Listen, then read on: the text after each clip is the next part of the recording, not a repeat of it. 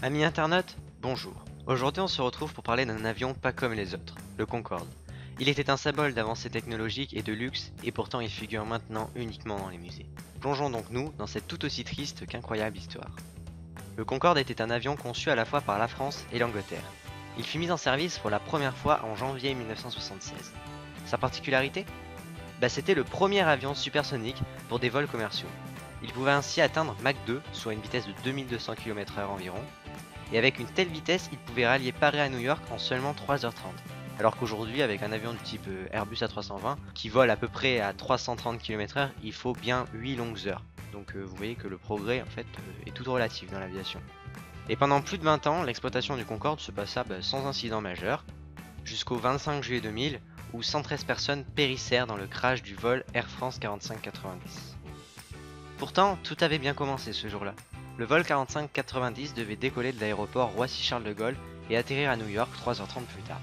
Parmi les 100 passagers, on trouvait 96 Allemands qui participaient à un voyage organisé. Ceux-ci devaient se rendre à New York afin d'embarquer pour une croisière dans les Caraïbes. Le vol avait comme commandant de bord Christian Marty, alors âgé de 54 ans. Celui-ci cumulait pas moins de 13 500 heures de vol, dont 317 sur le Concorde. D'ailleurs, ce pilote chevronné est le premier homme à avoir traversé l'océan Atlantique en planche à voile, et c'était en 1982. A ses côtés, on trouve aussi le copilote Jean Marco, âgé de 50 ans, et l'officier mécanicien navigant Gilles Jardino, âgé de 58 ans. Tous deux comptabilisaient également des milliers d'heures de vol, et aussi des centaines sur le Concorde. Nous sommes donc le 25 juillet 2000. Il est aux environs de 16h30. Un DC-10 de la compagnie Continental Airlines décolle en laissant tomber une lamelle en titane d'une quarantaine de centimètres de long qui provenait du capot de l'inverseur de poussée de l'un de ses moteurs. À 16h42, le Concorde se présente sur la piste précédemment parcourue par le DC-10. Il s'élance alors. Après avoir parcouru près de 1200 mètres, l'avion atteint la vitesse de 300 km/h, dite vitesse V1. Passé cette vitesse, la procédure de décollage ne peut plus être arrêtée, l'avion, quoi qu'il arrive, doit décoller coûte que coûte. Soudain, l'avion roule sur la lamelle du DC-10. Un des pneus éclate. Un morceau du pneu d'environ 4,5 kg est projeté en direction de l'aile gauche à près de 330 km/h. Du fait de sa forme, le pneu ne perce pas les réservoirs directement. En revanche, il crée une violente onde de choc qui fait éclater de l'intérieur une partie de l'un des réservoirs. Le réservoir se met alors à fuir, d'environ 75 litres de kérosène par seconde. De plus, un autre morceau de pneu vient sectionner des câbles électriques du train d'atterrissage gauche. Avec la vitesse, les câbles sectionnés se sont alors mis à s'entrechoquer, créant des étincelles qui enflammèrent le carburant. La tour de contrôle alerte alors l'équipage. Air France 4590, vous avez des flammes derrière vous.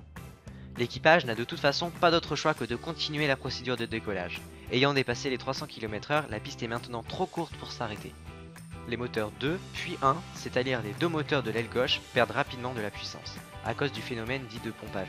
Concrètement, ce phénomène veut dire que les hautes pressions en sortie du réacteur viennent se vider dans l'entrée où la pression est plus basse du réacteur, ce qui gêne considérablement en fait le flux d'air et donc la poussée, et qui peut même parfois arriver à inverser le flux d'air complètement, et alors là, il n'y a plus de poussée du tout. Le commandant ordonne alors de rentrer le train, mais celui-ci ne répond pas, sans doute à cause des circuits électriques endommagés lors de l'impact avec un des morceaux du pneu. Le moteur 2 est coupé par l'équipage. Le moteur 1 ne délivre plus qu'une puissance équivalente à celle du régime de ralenti.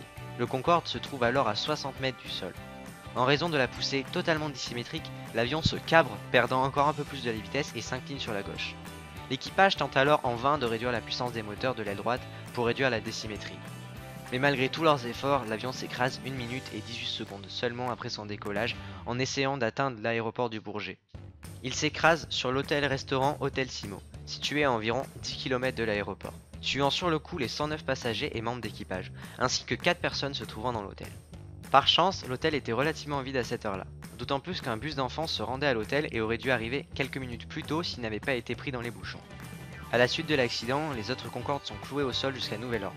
Après des modifications, notamment avec la pose d'un revêtement en Kevlar à l'intérieur des réservoirs, le renforcement de la protection des circuits électriques des trains d'atterrissage et l'installation de pneus censés être plus résistants, l'avion revole de nouveau en novembre 2001.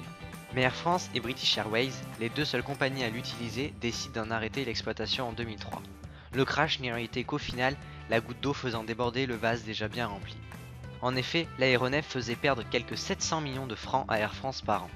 Entre la crise post-attentat du 11 septembre que traversait le secteur de l'aviation civile à cette époque et l'entretien pénible de l'appareil demandant pas moins d'une vingtaine d'heures de maintenance pour chaque heure de vol, alors qu'un avion classique lui n'en demande que 2, l'avion représentait un gouffre financier total.